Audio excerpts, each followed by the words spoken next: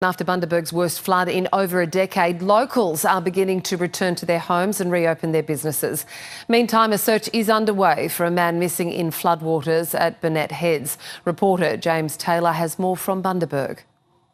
Yes, police said a man has gone missing from around 1 a.m. This morning. They said he went into the Burnett River from a houseboat located at Burnett Heads, which is the mouth of the Burnett River here in Bundaberg. He hasn't been seen since that time. A search is underway and police are asking for anyone with any information to contact them. And so we'll keep across that story this morning, but certainly some troubling developments and a sign that this disaster is far from over.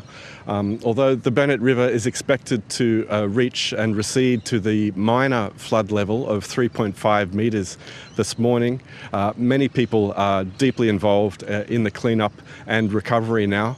People we spoke to said that the floodwaters had gone into their homes and businesses, for some just a few inches, but for some more than a foot.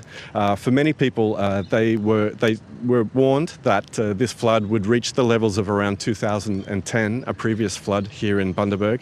They knew where that flood had come up to and they were able to lift up their possessions and their stock above that level to keep them safe.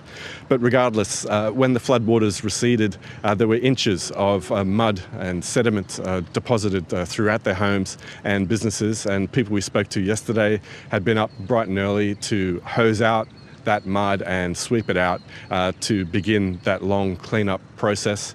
We had friends, families, neighbours, staff all pitching in to help. For those people who didn't have anyone to help them, there's a volunteer group that has been set up here in Bundaberg called the Mud Army. That's been set up by a local church.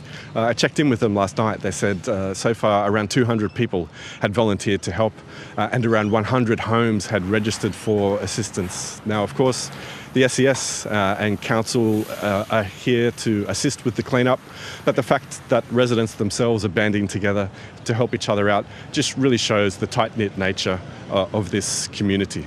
Definitely the sense I'm getting from people talking to them here, there's a mixture of that stoic attitude that there's nothing really you can do about it, it couldn't be stopped, and they'll just need to sort of pick up the pieces and move on.